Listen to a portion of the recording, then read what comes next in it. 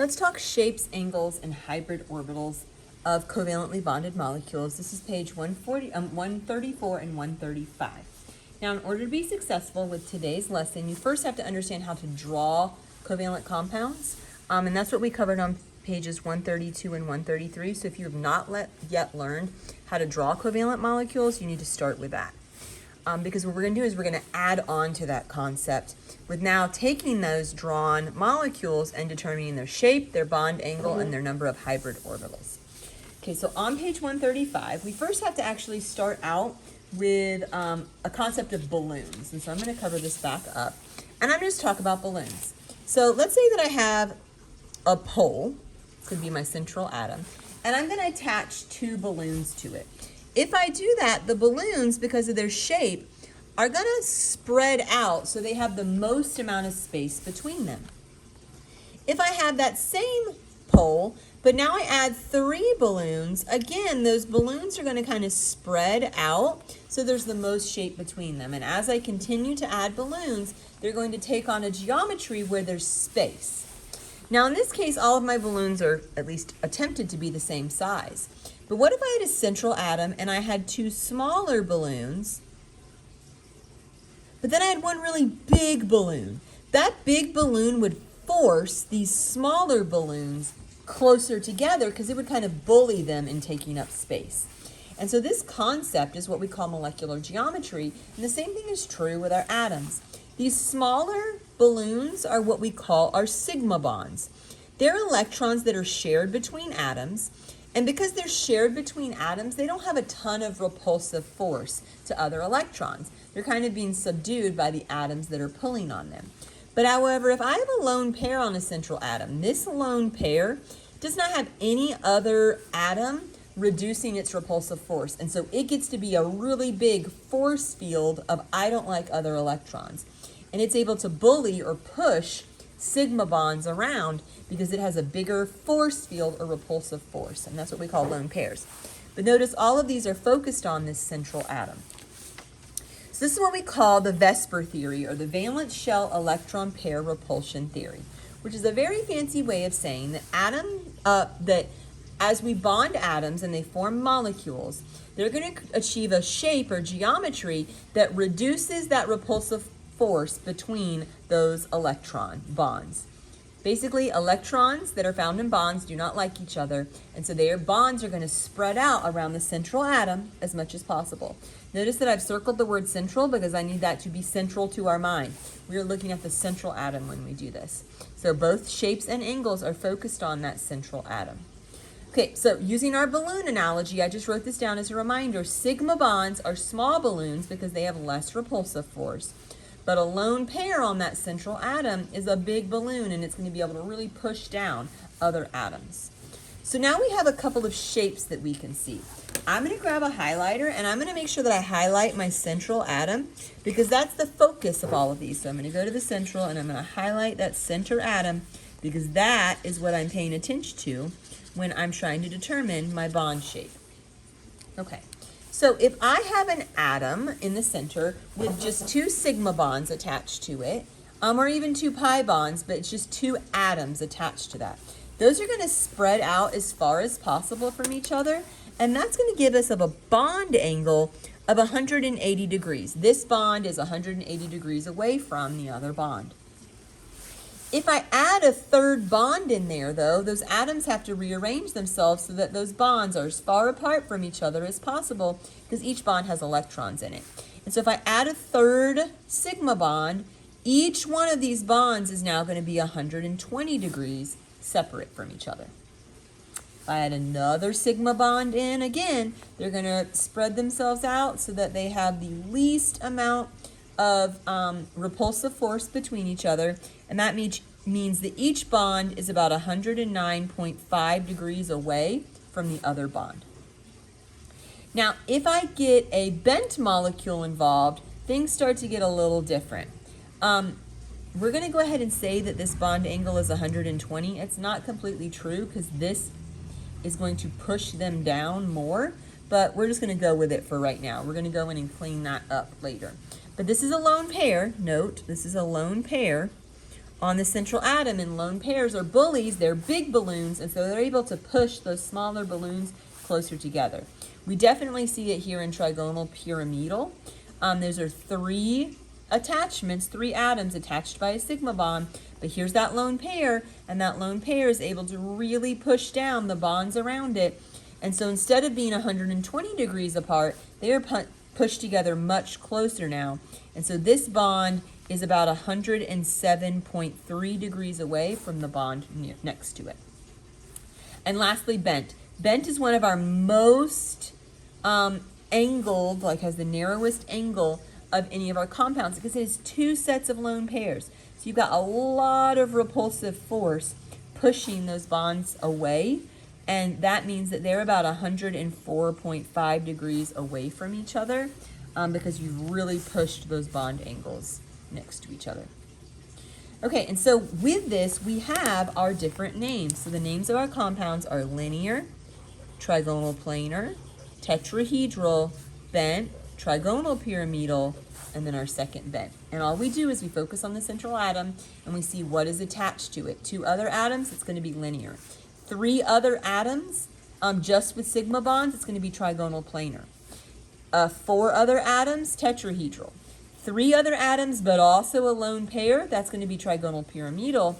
Two other atoms and two lone pairs, then we're going to get bent. Okay, just as a reminder, we've kind of drawn this already, but lone pairs are more repulsive, they're bigger bullies than bonded electrons, so they're able to force sigma bonds closer to each other than we normally would see. We're going to learn about orbitals in just a second, but I want to start with just identifying the shape and the angle. Okay, so I'm going to be on page 134. Before you start with me, you need to go in and draw each of the compounds, because then we're just going to use those pictures to help us. So that's what we would have done in class, and that's what we did here. You can see I've done my electron math, I've selected my central atom, done all of my pairing. The one that students struggle the most with is just CH3Br. That's a carbon with 3 hydrogens and a bromine. The carbon is the only atom that can go in the center because H and Br cannot. They're both exceptions to the middle rule. So we can put C in the middle, 3 H's around it, and 1 bromine. Doesn't matter what order you place those in, just know that that's what it would look like.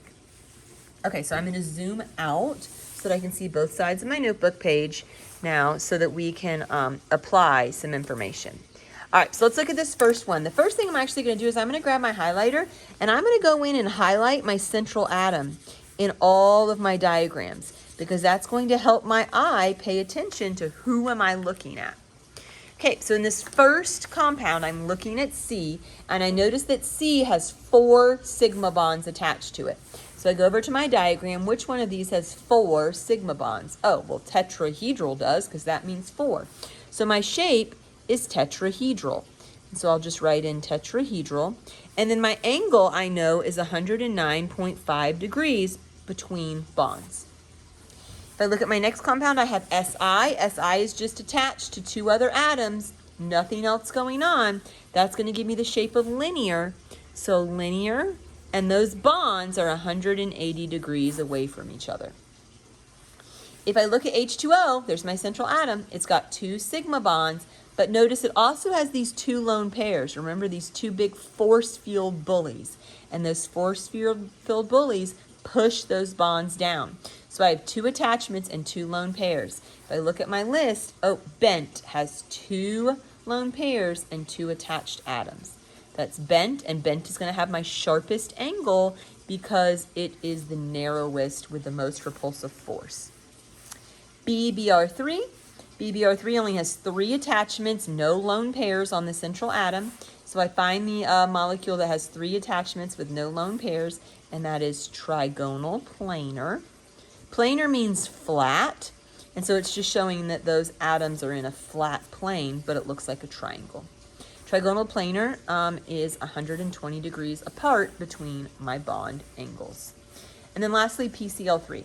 So here's my phosphorus atom. It has 3 sigma bonds attached to it, but I also note that it has this lone pair, and that's going to force those other bonds down. And so if I force those other bonds down, I'm going to get trigonal pyramidal, and that is going to have a bond angle of 107.3. Okay, so that PCl3 was trigonal, pyramidal, and trigonal pyramidal with that one lone pair and the 3 attachments has a bond angle of 107.3. Okay, now you will not get this chart when it comes time for your test, but in coming days, I'm going to teach you ways to remember this that are just quick little easy ways to remember it. Little mnemonic devices and memory tools. Some of them are really crazy and ridiculous, but they're just going to help you be like, oh yeah, I know what that shape is. Same thing with the bond angles. I will give you a list of bond angles, but they won't be matched to the name. Again, I will teach you a memory way to do that so that you can do that and that you can get them correct. But always focus on the central atom, see the number of attachments, and if there are any lone pairs. Okay, the last part of today's lesson is hybrid orbitals. For the sake of just getting the information that you need in this teaching video, I'm not going to teach you about what the hybrid orbitals mean. I'm just going to teach you how to count them. So when we count hybrid orbitals, what we're looking at is we're just looking at the number of either atoms or lone pairs. Now notice that's the pair, not the individual electron, but the pair of electrons around the central atom. Everything in this lesson is central atom focused. So we think of this as the central atom, and there are 4 spaces for bonds around the central atom. We just go around and count. So this would be S, this would be P1, P2, and P3. That has to do with when we think about electrons. Remember, this is S, that holds 2 electrons, and this is P1, P2, and P3. So that if something has both S and 3 P's held, it's got 8 valence electrons around that central atom. Okay, so we're going to look at the central atom, and we're just going to count around the number of orbitals. So if I look at this one, I'll do it here in my notes page. I just count, and this is S and P1, so this is just SP1. This is S, P1, P2, so this is SP2. S, P1, P2, P3, SP3. Our bent shapes, even our lone pair, just counts as one attachment. So this is S, P1, P2, that's SP2. S, P1, P2, P3, SP3. S, P1, P2, P3, SP3. So when we go in to write our hybridization, we're going to go to our central atom, and we just start counting S, P1, P2, P3. So S, P1, P2, P3, SP3. S, P1, SP1. S, P1, P2, P3, SP3. S, P1, P2, SP2. S, P1, P2, P3, SP3. And that's our hybrid orbitals. Okay, I hope this was helpful for you. This gets us through shapes, angles, and hybrid orbitals.